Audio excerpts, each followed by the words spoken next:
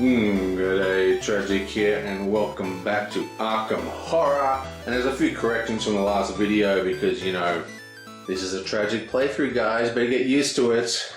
And for starters, this guy says, move towards the most doom. Now, I thought that he'd stay where he is because there's already one doom there. There's actually two doom at this location, so I didn't notice that there was a place that had more than one doom. Now he's got a movement of 2, so that's 1, 2. La Bella Luna. I guess that's a club or something. Also, I got confused here.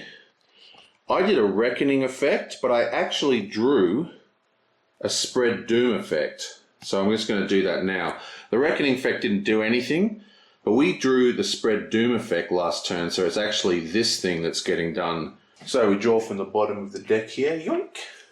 And the doom effect is at independent square, which is kind of where we're heading. Now we've got to keep an eye on these doom things, otherwise we'll have spatial rifts open, or gates open. Now we can do our turns in any order, but there is a problem here. Basically, there's 2 doom here. So if a third doom opens there, we'll have a gate open, which you don't want. So we want to go clean up that doom, but there's 2 monsters in the way. There's a monster here and a monster here. Now, this guy, he moves towards the unstable space, which is which is independent square, which means if I clear this and go into here and clean up those locations, he's actually going to move into here. What I'm basically getting at is we have 2 choices. We can either kill these 2 monsters, which is a good idea, or I can try and clean up this doom, which will result in us missing out on an encounter. The thing is, he has 2 movement towards independent square, which is fewer parts. 1, 2, 3, 4, 5 versus 1, 2, 3, 4, 5, 6.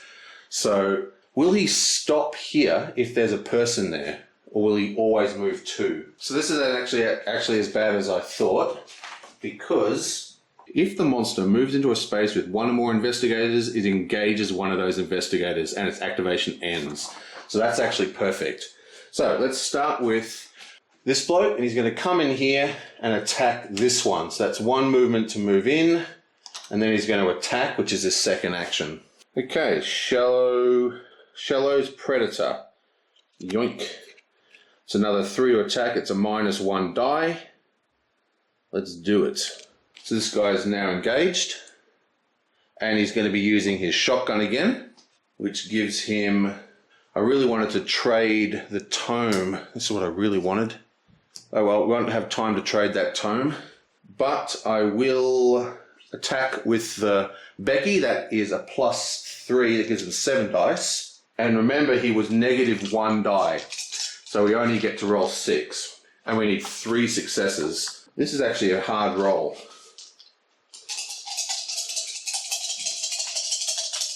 Come on.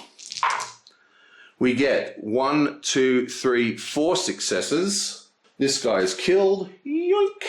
He has a remnant icon. So he gets another remnant icon. This is placed on the top. And that'd be the end of his turn. Sweet. Starting to get the flow of this. So this bloke is going to do the move. And he's using his astral travel, which means he uses his lore. So he's going to roll 4 lore. And it's 2 plus the success result. Yablamo 1. So that's a movement of 3. He doesn't need that because he just goes 1, 2. And now he's going to do a ward. So a ward is another lore test. So we're just going to roll. And yablamo, we get 1 success. Now he does have an ability. Once per round, while resolving a lore test, you may re-roll 1 or all of your dice. So I've already rolled a success. So I could re-roll the whole thing and just hope hope to get at least 1, but I don't want to risk it. So I'm just going to re-roll 1 die instead, and maybe we'll get another success, which we don't. So that's 1 success, but we do clean up that. And that's his 2 turns. Wow, goes pretty quick, doesn't it? Okay, so she has a focus of 3. So she's going to do a focus and take one of these. Gives her an extra lore. And then she's going to move one space to clean up this icon, which she can't do this turn because she's already had her 2 turns. Okay, so I have 2 choices here. I could follow her, which means she'll get the bonus, but I think I'm actually going to go 1, 2 and attack this big monster. Let me just quickly check the back of this. +2 elite has 1 additional health per investigator. I wonder if that means if you can combine combats and fight multiple investigators at once.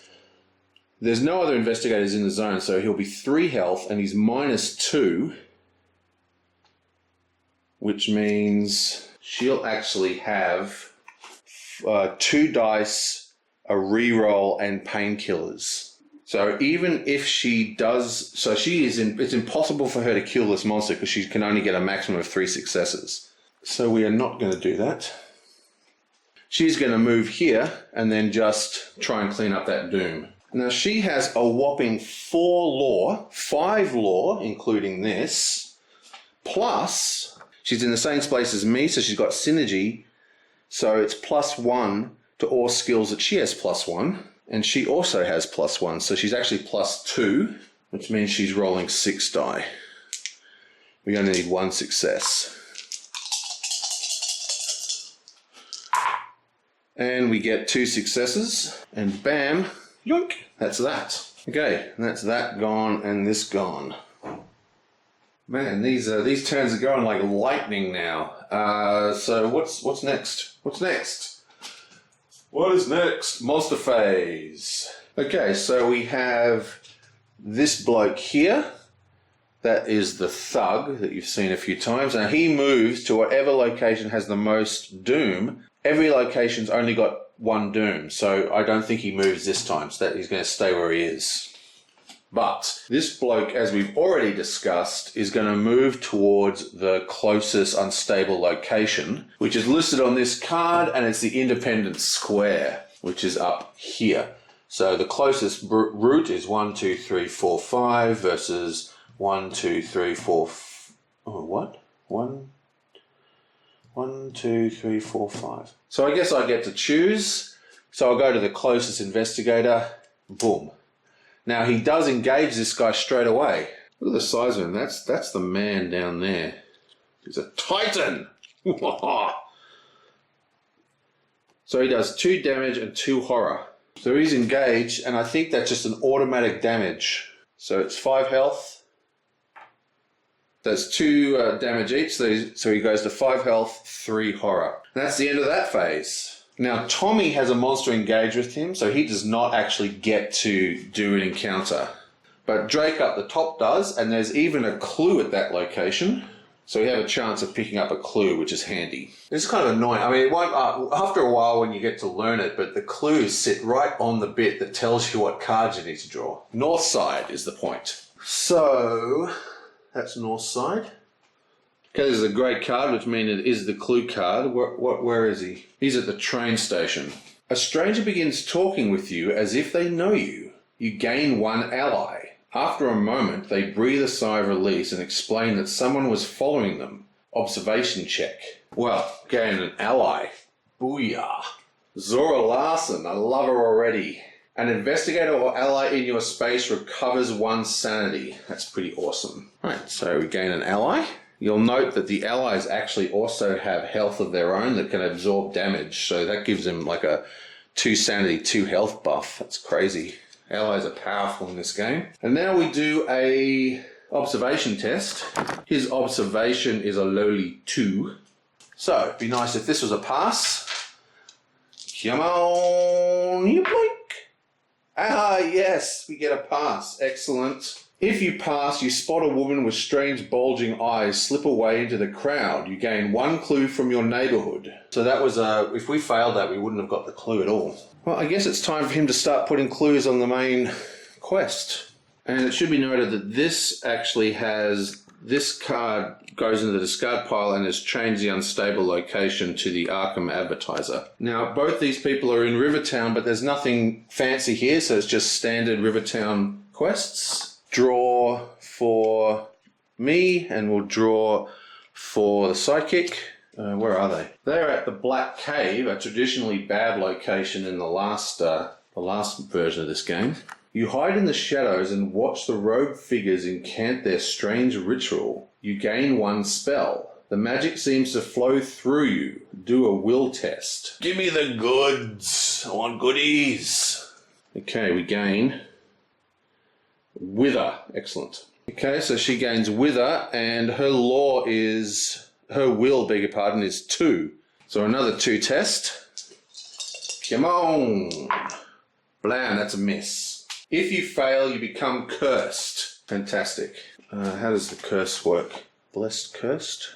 Okay, so this is the cursed in this one. While resolving a test, only 6s count as normal. Oh, and it automatically disappears as soon as we win any test. So after you pass a test, discard this card. Or if you become blessed, you discard the card. Oh, got to get out my red die. And finally, according to local legend, a witch once lived in these caves. Either test lore to remember the exact location or spend 1 clue to check your notes. We're going to check our lore because she has 5 lore plus 1 for sharing a space with synergy. So we've actually got 6 die to cast. 6. Yep. Okay, let's do this. You only need 1. You blammo. Oh, it's cocked in the corner. That's horrible.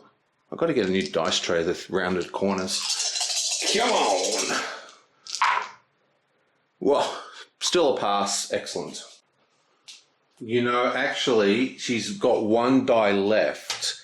Let me just do the roll since the camera's pointing here, and then I'll show you why.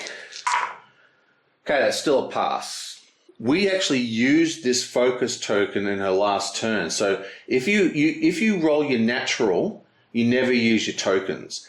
But if you ever roll using the extra dice from the token, you lose that focus. So we actually only have 5 dice for that roll because we used her token in the last combat roll or whatever she did during the last turn. So the goal is to just for her not to use her tokens. And that way she'll be able to just buff everybody. If you pass, you discover an old broken trinket. You gain 1 curio item. I guess we just go through this. Well, the very first one we drew, the very first one at the top of the deck, we don't even need to shuffle it, is a curio item. You get +2 while casting a spell. Perfect. That's what I want to see. Bam. Right, and these go back on the bottom with Mi's one going on the top. Right, so that is the end of that. Now it is the final phase, I believe. The Mythos phase, which is a much longer phase in this one. Okay, so let's, remember I'm not looking while I'm doing this. Let's grab 2, 1, 2. It's a blank, and this time it is the Reckoning. Okay, so the Reckoning is each investigator suffers horror equal to the amount of doom. There's only one guy who's actually got a doom in his location, so he loses 1 horror. I've got to remember to call out which investigator is drawing these tokens. I'm going to do it in the same order as I did the encounters. So that was Tommy, who didn't actually have an encounter. Now we're doing the Drake guy. Good old Drake. 2 blanks, perfect. And now we're doing Mia.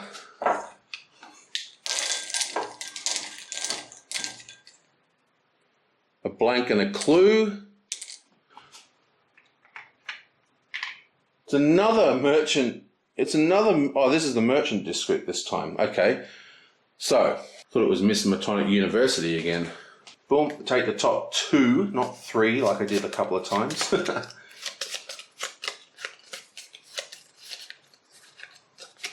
Bam. And I get to place a clue. Finally,